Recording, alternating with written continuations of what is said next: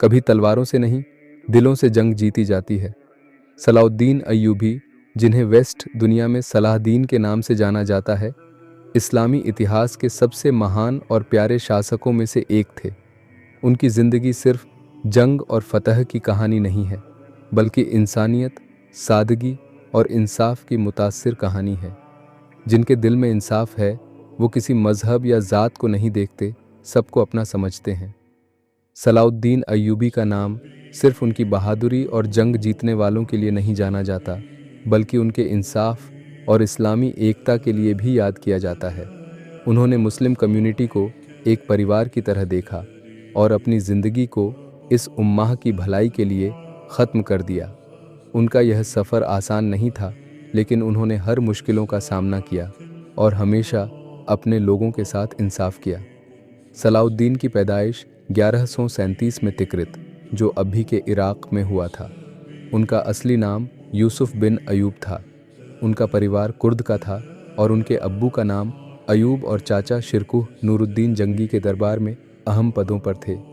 जब उनका परिवार तिक्रित से निकाल दिया गया तो लोग उनके अब्बा को मुजरिम ठहरा रहे थे। इसी दौरान एक फ़कीर ने कहा, यह बच्चा न सिर्फ अपने परिवार का बल्कि पूरी मुस्लिम उम्मा का नाम रोशन करेगा। दमिश्क में बसने के बाद सलाउद्दीन ने इस्लामी कानून, साइंस, लिटरेचर और जंग की हिकमत अमली का इल्म हासिल किया।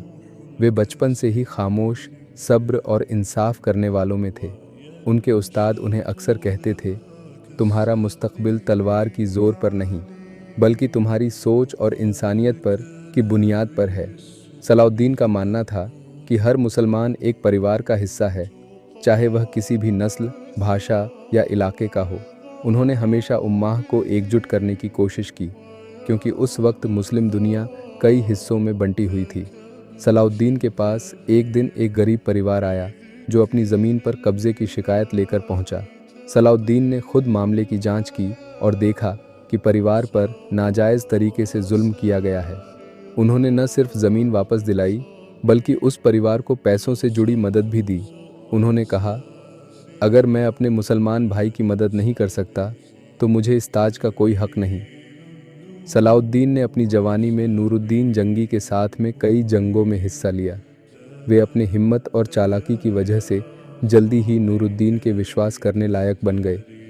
1164 में मिस्र के एक मकसद में सलाउद्दीन ने अपनी सलाहियत की पहचान दिया।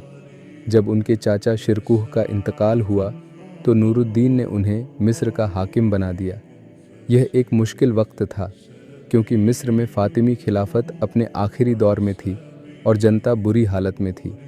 सलाउद्दीन ने मिस्र में इंसाफ और सुकून पैदा करने के लिए कई अहम कदम उठाए।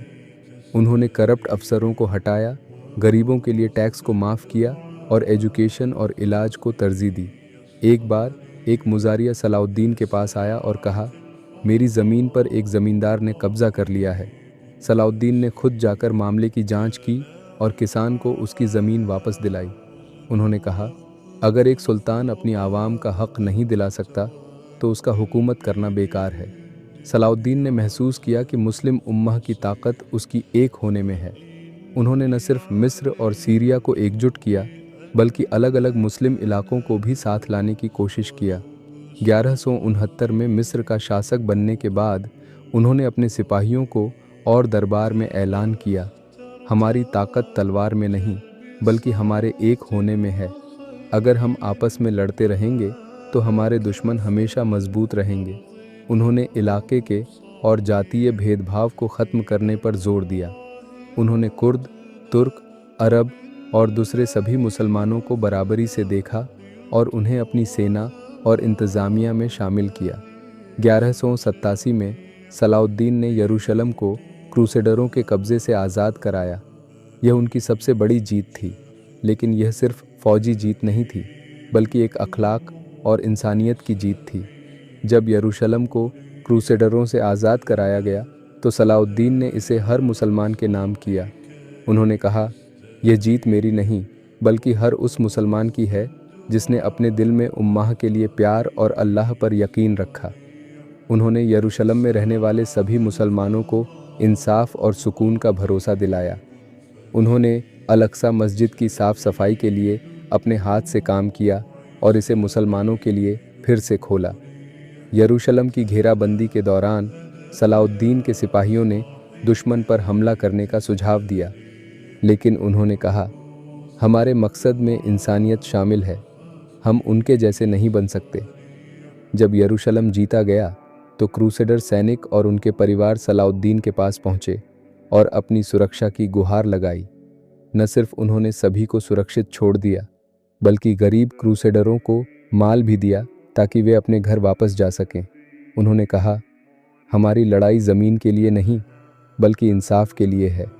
सलाउद्दीन की ज़िंदगी में कई ऐसे मुसलमान थे जिन्होंने हर मुश्किल घड़ी में उनका साथ दिया।